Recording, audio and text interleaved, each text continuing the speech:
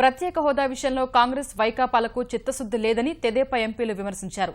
రాష్ట్ర సమస్యలను కొంతకాలంలో పరిష్కరిస్తామన్న ప్రభుత్వ హామీని నమ్ముతామని తెలిపారు.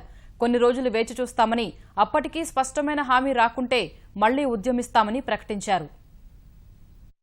నిన్న ఆర్థిక శాఖ మంత్రులు అరుణ్ జైట్లీ గారు స్పందించి ముఖ్యమంత్రి గారితో చంద్రబాబు నాయుడు గారితో కూడా వారు మాట్లాడి మీకు ఇచ్చిన హామీలన్నీ కూడా నెరవేరుస్తాము, మేము దాని మీద ఏమన్నాం తప్ప మేము వెగ్గొట్టి పారిపోవడానికి మేము సిద్ధంగా లేవు, మేము ఖచ్చితంగా అవన్నీ కూడా అమలు చేస్తామని చెప్పి నిన్న పార్లమెంట్లో అందరి సమక్షంలో వారు చెప్పిన మాట మీద గౌరవం ఇచ్చి ఒక వారం రోజులు చూద్దాం, స్పందన సరిగ్గా ఉంటే సరే, లేకపోతే మళ్లీ యాజిటేషన్ మొదలు పెడదామనే ఉద్దేశంతో వారి మీద ఇచ్చే గౌరవంతో మేము ఈ రోజు నుంచి యాజిటేషన్ని విరమించాం.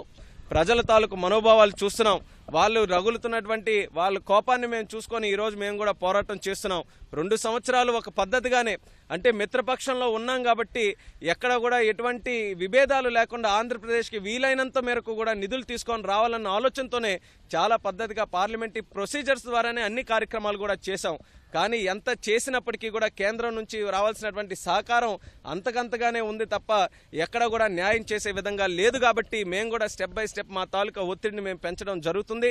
ఖచ్చితంగా ఇది ఇంతటితో ఆగిపోయి విరమం అంటే మాత్రం కాదు. దీన్ని కావాలని అంటే ఇంకా ఒత్తిడితో ఇంకా ముందుకు తీసుకొని వెళ్తాం. ముఖ్యంగా నేను కాంగ్రెస్ పార్టీ వాళ్ళని ఒకటి అడగదలుచుకున్నాను.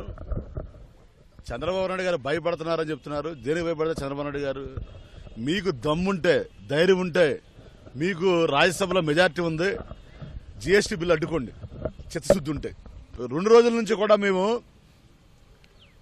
పార్లమెంట్లో మరి స్తంభింపజేస్తే లోక్సభలో వారి నాయకుడు మల్లికార్జున ఖర్గే కానీ రాహుల్ గాంధీ గారు కానీ ఉన్నారు. ఒక్క మాట కూడా ప్రత్యేక హోదా గురించి మాట్లాడలేదు. ఈవెన్ వైఎస్ఆర్సీపీ వాళ్ళు కూడా చెప్తున్నారు మాకు చాలా చిత్తశుద్ధి ఉందని. అందరికంటే ముందుగా జీఎస్టీ బిల్లుకి మద్దతు ఇస్తామని వెళ్ళింది వైఎస్ఆర్సీపీ వాళ్ళు.